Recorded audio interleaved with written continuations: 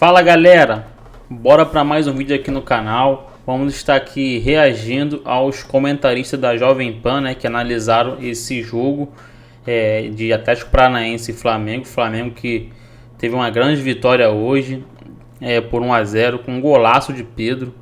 E eles criticaram inclusive o estilo de jogo do Filipão, né, que mesmo dentro de casa não saiu muito para o jogo, né, não quis se impor dentro de casa. E vamos estar aí reagindo aos comentaristas, né, da Jovem Pan.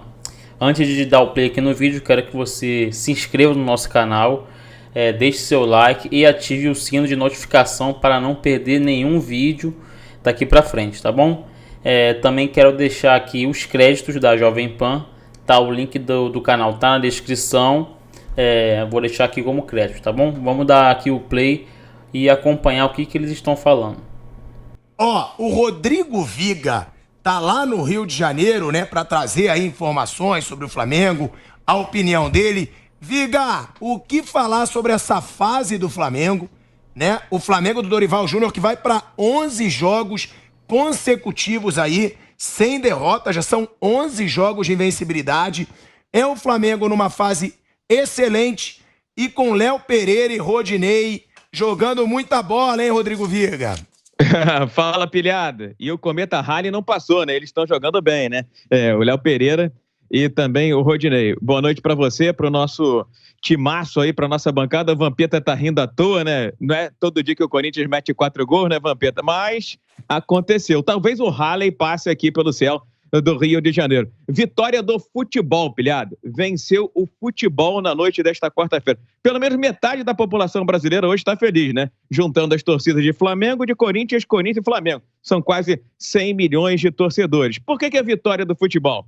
Flamengo é muito melhor do que o Atlético do Paraná. E não estou menosprezando ou desprezando o Atlético do Paraná. Mas estou sim menosprezando o antijogo, né? O antifutebol criado pelo Filipão. Afinal de contas, a gente não viu o Atlético do Paraná hoje acossando, incomodando. E o Flamengo chegou um momento que ele se tornou ali no segundo tempo dono do jogo. Estava muito mais perto do segundo do que o Atlético do empate. Então, foi vitória do futebol na Arena da Baixada. Criaram todo um clima. Se fosse o Flamengo... E olha que, de vez em quando, eu mesmo chamo aqui no microfone da Jovem Pan de uma diretoria que vai além dos limites. Há quem acha que seja arrogante. Se fosse o Flamengo fazendo o que o Atlético fez, jogando a torcida visitante lá pro alto e também tirando a cobertura do banco de reserva para sofrer a pressão da torcida da casa, porque o Flamengo é isso, o Flamengo é aquilo. O Atlético Paraná fez tudo isso sob a batuta, sob a orientação do Filipão, que com essas ideias ainda do século retrasado, achou que ia ganhar com esses detalhes, mas ganhou o futebol. Vitória do futebol em Curitiba, vitória do futebol em São Paulo, porque o Corinthians também é melhor, independentemente da fase. Ter sido eliminado da Libertadores, do que aconteceu no Campeonato, é melhor e muito melhor do que o Atlético Goianiense. Ainda mais o Atlético Goianiense, que estava desfalcado dos reforços que deram um upgrade ao time no Campeonato Brasileiro. Agora, só para fechar, viu, pilhado? Queria fazer uma menção aqui a Rafael Claus.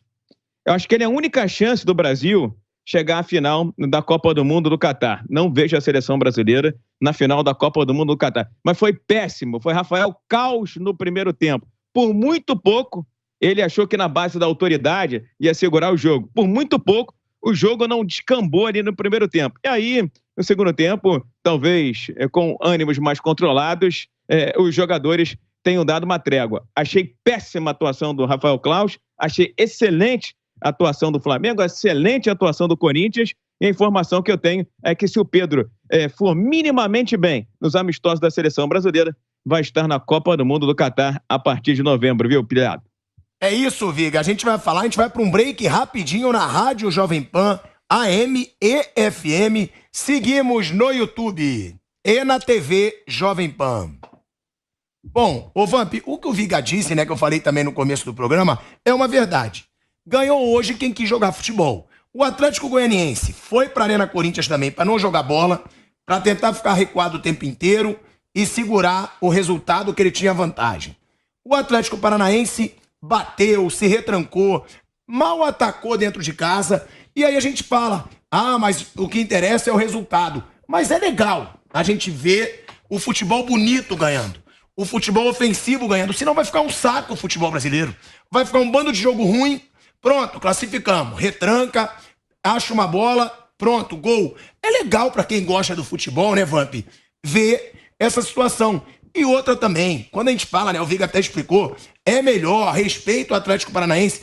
Gente, não é desrespeito falar que o Flamengo é muito melhor que o Atlético Paranaense, pô. É muito melhor. Olha o elenco de um, olha o elenco do outro. É muito melhor que o Atlético Paranaense, como o Corinthians é muito melhor que o Atlético Goianiense. Isso a gente cobra sempre, né? O melhor futebol, né? Um futebol bem jogado. Não se ganha todos da mesma forma, né? Tem estilos diferentes de se ganhar um jogo. Mas é sempre bom você ver uma equipe jogar pra frente. Por exemplo, a gente vê equipes como o Manchester City, Liverpool, né? O próprio Real Madrid, Barcelona. Todo mundo, o Paris Saint-Germain, sempre buscando a vitória. Sempre buscando a vitória. Não é times que faz gol, recua. E a gente cobra muito isso aqui no futebol brasileiro. Principalmente das grandes equipes que têm um poder aquisitivo maior em relação aos seus plantéis, folha de pagamento, coisa que o Corinthians fez muito bem hoje em relação ao poder aquisitivo do Atlético Goianiense, né? Veio com 2-0, ia ser decepcionante mesmo. Não é um absurdo. Ah, então futebol não tem zebra? Tem. Clubes grandes também perdem. Bayern de Munique, Real Madrid, são eliminados por clubes menores. Mas a expectativa é muito grande. Vou interromper rapidinho, porque a gente tá voltando pra rádio, Vamp. De volta à Rádio Jovem Pan, AM, FM, agora na TV, no YouTube, na rádio, o Vamp falando sobre vencer quem jogou o bom futebol hoje. Então, a gente viu isso dentro de Itaquera hoje, né? Simultaneamente o Flamengo estava jogando no mesmo horário. Viu o Fluminense antes jogando no primeiro tempo muito mal. Teve aí a polêmica e tudo, mas foi buscar o resultado. Teve força para poder empatar e chegar à semifinal. A gente vê times menores na Europa, né? Eu que acompanho muito assim, agora do futebol europeu. Eu vejo times na Inglaterra, na própria Espanha, encarando gigantes. Não é que perca, mas perde jogando. Você vê um Brighton, né? Brighton, esses nomes ingleses aí que complica aqui a língua. Mas a gente cobra isso do futebol brasileiro, né? E as equipes grandes e poderosas que se impõem, né? Então foi o caso hoje, quando a gente se impôs, reverteu o resultado e o Flamengo foi lá fora de casa, com o time que tem, buscou o resultado também. É isso. E Bernardo Ramos, Bruno Prado, Pedro, eu acho, pode me atacar, as torcidas vão me atacar, do Atlético Paranaense, do Atlético Goianiense, é muito mais divertido você ver uma semifinal de Copa do Brasil com Flamengo e Corinthians do que com Atlético Goianiense e Atlético Paranaense. Eu acho que são as duas maiores torcidas do Brasil, jogam melhor, tem elenco melhor, ganha o bom futebol. E outra, tem que atacar mesmo o Klaus pelo primeiro tempo de hoje. Sim. Porque o Bruno Henrique, inclusive, ele soltou o verbo no Twitter dele, eu acho que ele até deletou depois, ele apagou, alguém deve ter falado, tira isso agora, porque o Bruno Henrique, ele colocou a seguinte mensagem no seu Twitter: esse fraco do Klaus tá mandado nesse cara. CRF, Clube de Regatas do Flamengo. É uma crítica pesada, mas realmente ele deixou o bicho pegar no jogo, pancadaria, e deixou de marcar algumas faltas e de segurar um pouco o jogo, né? Pô, no primeiro tempo o Gabigol levou um tostão, a Paulistinha, como queiram ali, do Fernandinho, né? Teve outra entrada pesada no João Gomes. Os jogadores do Flamengo apanharam bastante nos primeiros 20 minutos de jogo. Veja, bola não rolou no primeiro tempo. Não teve muito jogo, não. Porque o Atlético Paranaense bateu bastante. Agora, tem uma questão importante aqui sobre a formação, né, do time do Atlético. O Atlético começa sem um armador, né? O Fernandinho foi esse cara. O Fernandinho todo mundo sabe que é um volante. Aí o que acontece? O técnico Filipão começa a empilhar atacantes, né? Coloca o Coelho um pouco depois, né?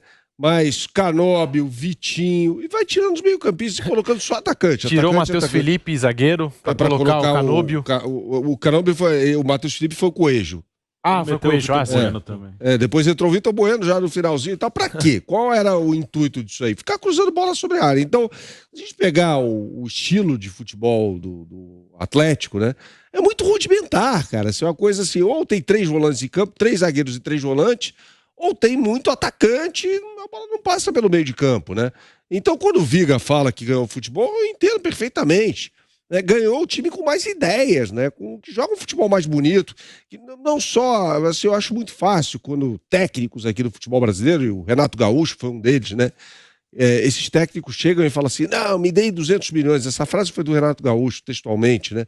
E aí, quando tem os 200 milhões na mão, os caras não conseguem fazer os times jogar. O Filipão teve o melhor mercado da história, não foi sob a batuta dele, né? Um pouco depois, o Fernandinho veio um pouco depois e tal, mas foi o melhor mercado da história do Atlético Paranaense. Canóbio é o jogador mais caro da história do Atlético. Depois foi o Vitor Roque, né?